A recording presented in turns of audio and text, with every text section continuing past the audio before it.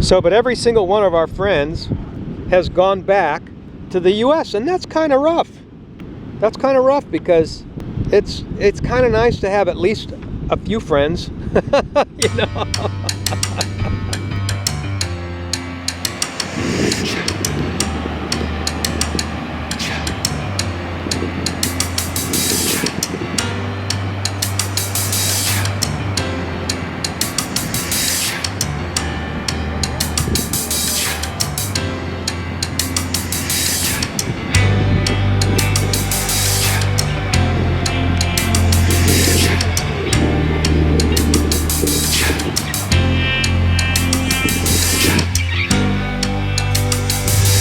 Hey, welcome back to our channel, Frank and Angie Retire Early Lifestyle, Balanced Life, Live Abroad, Live at Home, wherever you want.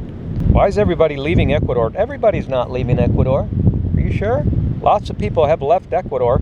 It's just that they don't advertise it. They don't get on some list. People that left Ecuador, look here, honey, there's a list of, a few hundred people or maybe even a few thousand people that have left Ecuador. There's no such list.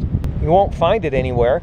And it's not common for people to talk about, and I've previously said, when people leave a place, they don't make a vlog about it, they don't make a video about it. What you see is videos about going there, not leaving there. That's what you see. We've spent the better part of a decade in Ecuador, and we've been through the promotions, the Retire Abroad promotions, and we've seen what an actual man-made bubble looks like. I mean, we were in the middle of it, and if you don't know what that's like, it's treacherous. And I've seen expats thrown out of their $300 rental that we helped them get, and then all of a sudden the landlord wants $550. And if you're scoffing because you're like, yeah, $550, big deal, don't worry. On the next round, it'll go from $550 to $850, and then $1250, and then you know what I'm saying. But not to make this video about price, because the thing about our channel is, the great thing is that we like sharing what we know with people through the channel, but we've also made a few decent connections and friends through the channel. And through the years, it's amazing because every single one of them is gone. They have left Ecuador. Every single one of them has gone back to the U.S. And there's people, there's reasons why people leave, have different reasons, but it doesn't really matter what the reason is, now does it? They're no longer in Ecuador. And we used to talk about how, well, we're still here, where's everybody? And it isn't because we were trying to tell people that they should stick it out. I think that maybe some people may have gotten the wrong impression when we said, oh, well, we're still here, look at us. Everybody's left, but we're still here, what happened? Well, that conversation was about the fact that we, being real good at living on a local level, weren't pushed out. We were almost pushed out during the top of the bubble, but that subsided. And that's forming again, once again now. People don't realize you will literally get pushed out, as I just described. Well, it happened in Portugal too.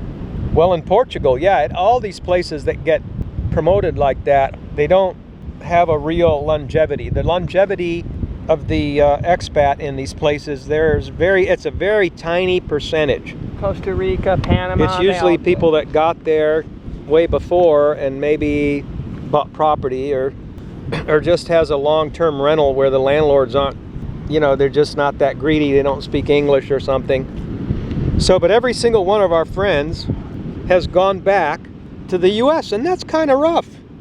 That's kind of rough because it's kind of nice to have at least a few friends, And we're the type of people that we're not socialites. What do you call them, barflies? It's called socialites. Socialites. Why is it socialite when it's socialite? Some people have 100 friends but don't keep any of them. They're not very good.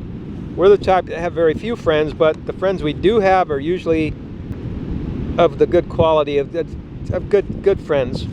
And and friends take nurturing, so they do take time to build. And when they're leaving, well, oh, another one bites the dust. And once 2020 hit, then the last very few friends that were still around bit the dust and also left. So the friends were leaving during the time we were there through the years, but after 2020 it was the final nail in the coffin, as the saying goes, and the very last couple of friends also left, and so we're down to zero.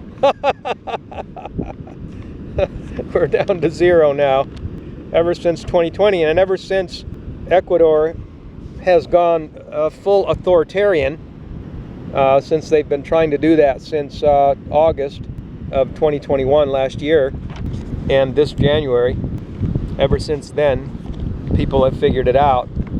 And then they have the people that are the whole new crowd, the whole new batch that seems to be, it's just like a cycle. It's like a cycle that this thing goes through. It's up and down, up and down. I understand there were certain cycles in the early 1900s up in the northeast, hon. What's that area? The Coney Island, Atlantic City. Jersey. Atlantic City, Coney Island. There was some kind of Jersey Shores.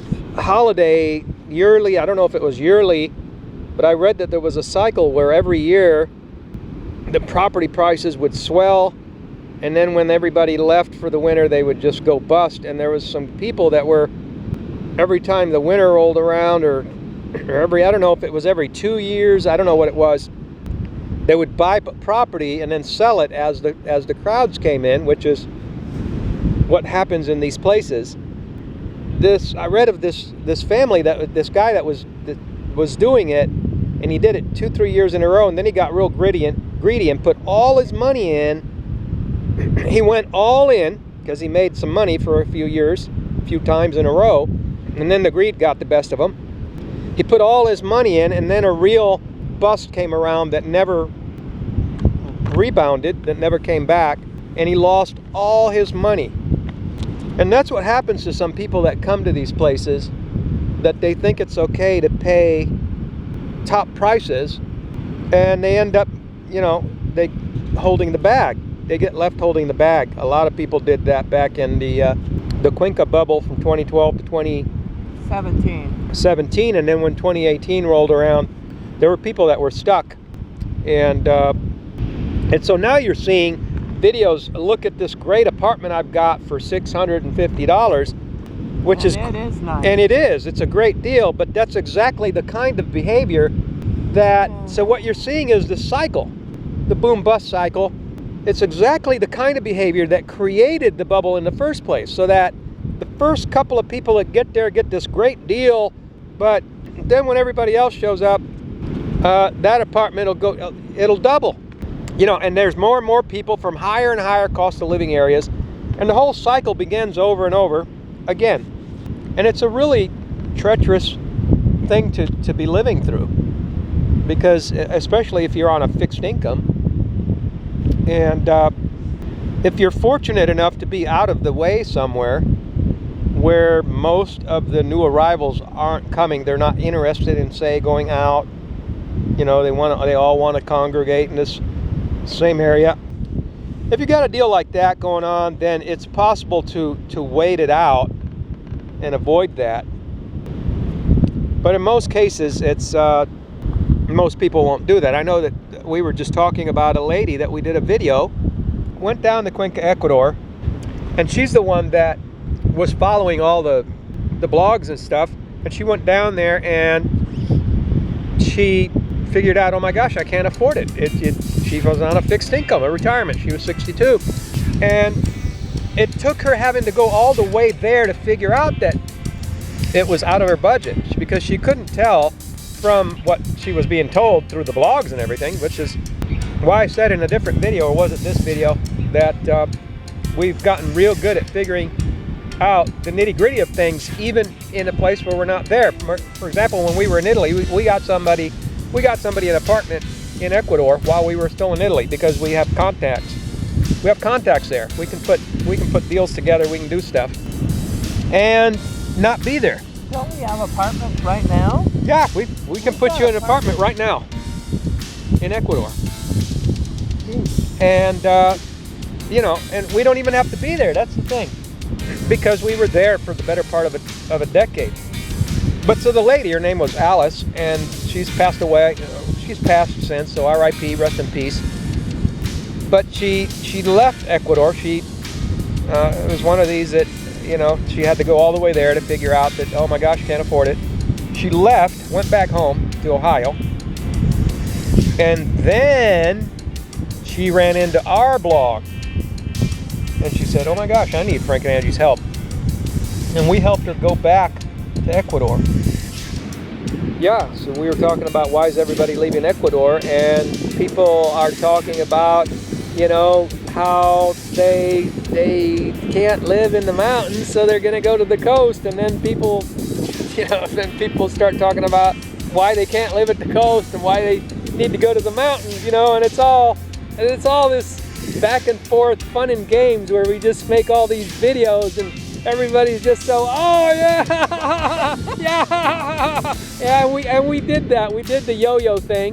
Anybody that's still around, that's still following us, we did the yo-yo from the mountains to the coast and back in Ecuador, and yet nobody talks about why people are leaving Ecuador.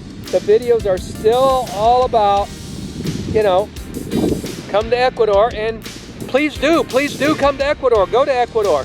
Yeah, go to Ecuador all you people to want. go to We did it. Ecuador. We spent the better part of 10 years, and we're glad that we did. You know, so, but in the interest of transparency, you know, we make these videos in the interest of transparency for the purposes of making conversation and to have a friendship. You know, what are you going to talk about with your friends? You're gonna talk about how wonderful the weather is all the time, every time you get together. Yeah, the weather's nice. Yeah, the weather's nice. Yeah, the weather. Yeah, the beach is nice. Beach is Hey, nice. this is January. I think the weather's great here. It's great. Yeah, Mexico. we're enjoying it. We're enjoying it. It's beautiful. And anyway, I hope you got something out of that. Thanks for coming to our channel. Have a wonderful day.